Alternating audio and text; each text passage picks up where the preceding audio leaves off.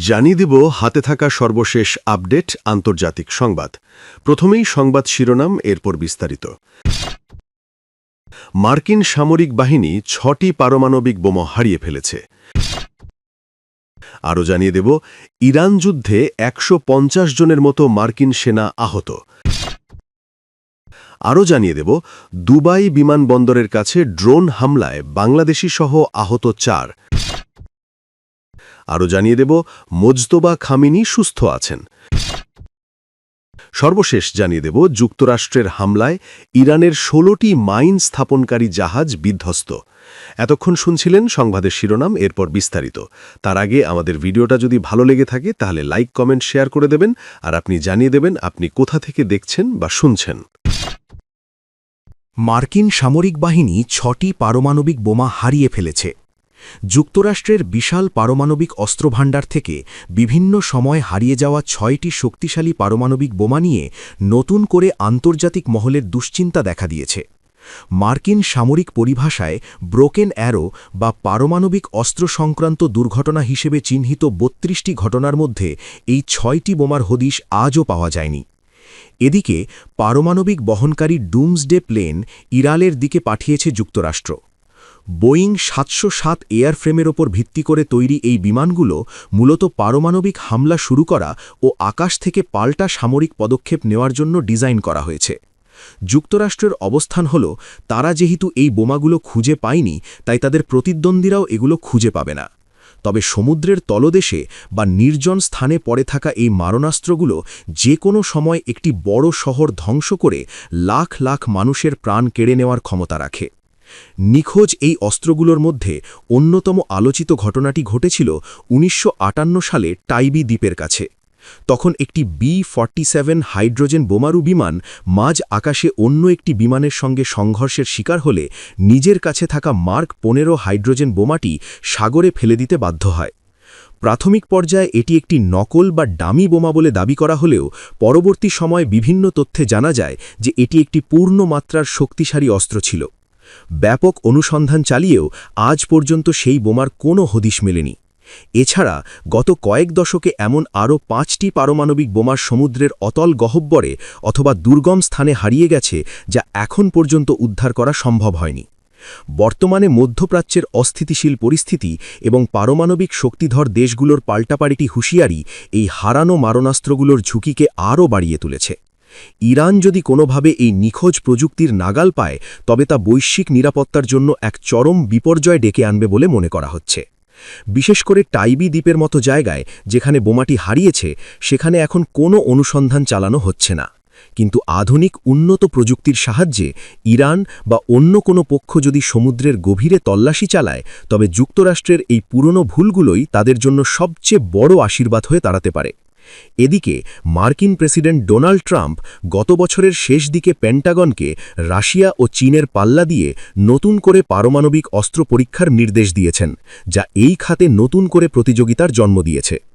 পারমাণবিক অস্ত্রের এই আধুনিকায়ন এবং হারানো অস্ত্রের সংখ্যা দুইয়ে মিলে বিশ্ব এক চরম অনিশ্চয়তার দিকে ধাবিত হচ্ছে।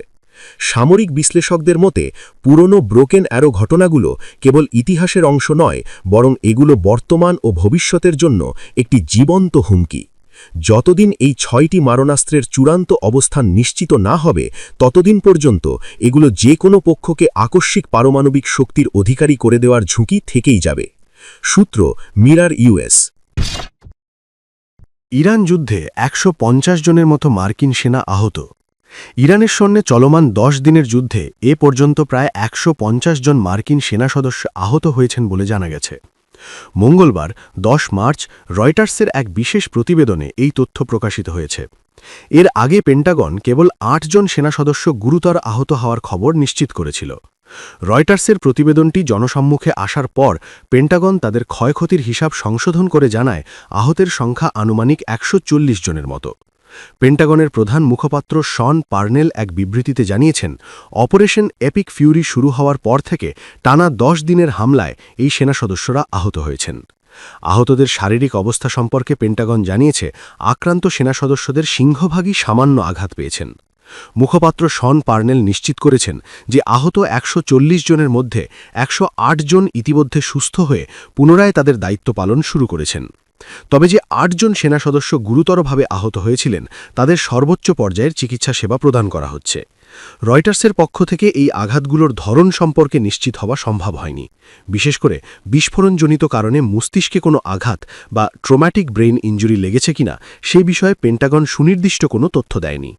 গত ২৮ ফেব্রুয়ারি এই সংঘাত শুরু হওয়ার পর থেকেই ইরান মার্কিন সামরিক ঘাঁটিগুলোকে লক্ষ্য করে প্রতিশোধমূলক হামলা চালিয়ে আসছে। একই সঙ্গে আরব উপসাগরীয় দেশগুলিতে অবস্থিত মার্কিন কূটনৈতিক মিশন, হোটেল, বিমানবন্দর এবং তেল শোধনাগারগুলোতেও ইরান আঘাত হেনেছে। পেন্টাগনের দাবি অনুযায়ী যুদ্ধের শুরুতে হামলার তীব্রতা বেশি থাকলেও বর্তমানে ইরানি হামলার সংখ্যা উল্লেখযোগ্যভাবে হ্রাস পেয়েছে। যুক্তরাষ্ট্রের পক্ষ থেকে ইরানের অস্ত্রের গুদাম এবং ক্ষেপণাস্ত্র উৎক্ষেপণ কেন্দ্রগুলো লক্ষ্য করে ক্রমাগত বোমাবর্ষণ করার ফলে ইরানের পাল্টা আক্রমণ করার সক্ষমতা কমে এসেছে বলে সামরিক বিশ্লেষকরা মনে করছেন। ইরানের সামরিক শক্তি ও যুদ্ধের গতিপ্রকৃতি নিয়ে মার্কিন জয়েন্ট চিফস অব স্টাফের জেনারেল ড্যান কেন মঙ্গলবার জনসান্নিধ্যের মুখোমুখি হন। ইরান প্রত্যাশার চেয়ে বেশি শক্তিশালী প্রতিপক্ষ কিনা এমন প্রশ্নের জবাবে তিনি বলেন যে এই লড়াই তাদের কাছে মোটেও অপ্রত্যাশিত ছিল না। তিনি উল্লেখ করেন ইরান সাহসিকতার সঙ্গে লড়াই করছে এবং তিনি সেই লড়াইকে সম্মান করেন, তবে তারা মার্কিনীদের ধারণার চেয়ে বেশি শক্তিশালী কোনো শক্তি নয়। বর্তমানে পরিস্থিতি পর্যবেক্ষণে রাখা হয়েছে এবং মার্কিন সামরিক বাহিনী তাদের পরিকল্পনা অনুযায়ী অভিযান অব্যাহত রেখেছে। সূত্র রয়টার্স। দুবাই বিমানবন্দরের কাছে ভয়াবহ ড্রোন হামলায় করল ইরান, বাংলাদেশিসহ আহত ৪। সংযুক্ত আরব আমিরাতের দুবাইয়ে আন্তর্জাতিক বিমানবন্দরের আশপাশে ২টি ড্রোন হামলায় ৪ জন আহত হয়েছেন। বুধবার ১১ মার্চ সকালে এ ঘটনা ঘটে বলে জানিয়েছে দুবাই সরকারের মিডিয়া অফিস। এক বিবৃতিতে বলা হয়, আহতদের মধ্যে একজন ভারতীয় নাগরিক গুরুতর নয়, তবে মাঝারি ধরনের আঘাত পেয়েছেন। এছাড়া ২ জন ঘানার নাগরিক এবং একজন বাংলাদেশি সামান্য আহত হয়েছেন। ঘটনাটি ঘটেছে দুবাই ইন্টারন্যাশনাল এয়ারপোর্টের কাছের এলাকায়। তবে এ ঘটনার পরও বিমানবন্দরের ফ্লাইট চলাচল স্বাভাবিক রয়েছে বলে জানিয়েছে কর্তৃপক্ষ। বিবৃতিতেও আরও বলা হয়, বিমানবন্দরের অবকাঠামো বা আশপাশে কী পরিমাণ ক্ষয়ক্ষতি হয়েছে তা এখনও স্পষ্ট নয়। বিষয়টি নিয়ে সংশ্লিষ্ট কর্তৃপক্ষ তদন্ত করছে। মোজতবা খামেনি সুস্থ আছেন। ইরানের নবনিযুক্ত সর্বোচ্চ নেতা মোজতবা খামেনি সুস্থ ও নিরাপদ আছেন বলে দাবি করেছেন দেশটির প্রেসিডেন্টের ছেলে। যুক্তরাষ্ট্র ও ইসরায়েলি বাহিনীর চলমান বিমান হামলায় মোজতবা গুরুতর আহত হয়েছেন বলে বিভিন্ন আন্তর্জাতিক গণমাধ্যমে খবর প্রকাশিত হওয়ার পর তেহরানের পক্ষ থেকে এই আনুষ্ঠানিক বক্তব্য সামনে এলো। ইরানের প্রেসিডেন্টের পরিবারের পক্ষ থেকে জানানো হয়েছে, নতুন সর্বোচ্চ নেতার শারীরিক অবস্থা নিয়ে যে ধরনের তথ্য ছড়ানো হচ্ছে তা সম্পূর্ণ ভিত্তিহীন এবং তিনি বর্তমানে তার দাপ্তরিক কার্যাবলী স্বাভাবিকভাবেই পরিচালনা করছেন। ইরানের সরকারি সংবাদ সংস্থাগুলোর বরাতে এই তথ্য নিশ্চিত করা হয়েছে যাতে জনমনে তৈরি হওয়া উৎকণ্ঠা প্রশমিত হয়।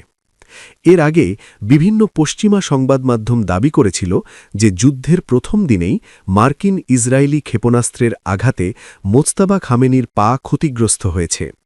বিশেষ করে তার পিতা ও সাবেক সর্বোচ্চ নেতা আলী খামেনির মৃত্যুর পর দায়িত্ব গ্রহণ করেও কেন তিনি এখনও পর্যন্ত জনসমক্ষে উপস্থিত হননি তা নিয়ে বিশ্বজুড়ে নানা জল্পনা তৈরি হয়। ইরানের প্রেসিডেন্টের ছেলে এই জল্পনা উড়িয়ে দিয়ে জানিয়েছেন, মোজতবা খামেনির সুস্থতা নিয়ে সন্দেহের কোনো অবকাশ নেই। তিনি বর্তমানে নিরাপদ স্থানে থেকে দেশের প্রতিরক্ষা ও শাসন ব্যবস্থা তদারকি করছেন এবং সঠিক সময়েই তিনি দেশবাসীর সামনে উপস্থিত হবেন। ইরান ও যুক্তরাষ্ট্রের মধ্যকার এই যুদ্ধ যখন চূড়ান্ত পর্যায়ে রয়েছে, তখন শীর্ষ নেতাদের শারীরিক অবস্থা নিয়ে এ ধরনের পাল্টাপাল্টি তথ্যপ্রবাহকে একটি মনস্তাত্ত্বিক লড়াই হিসাবে দেখছেন বিশ্লেষকরা। তেহরান মনে করছে, নতুন নেতার আহত হওয়ার খবর ছড়িয়ে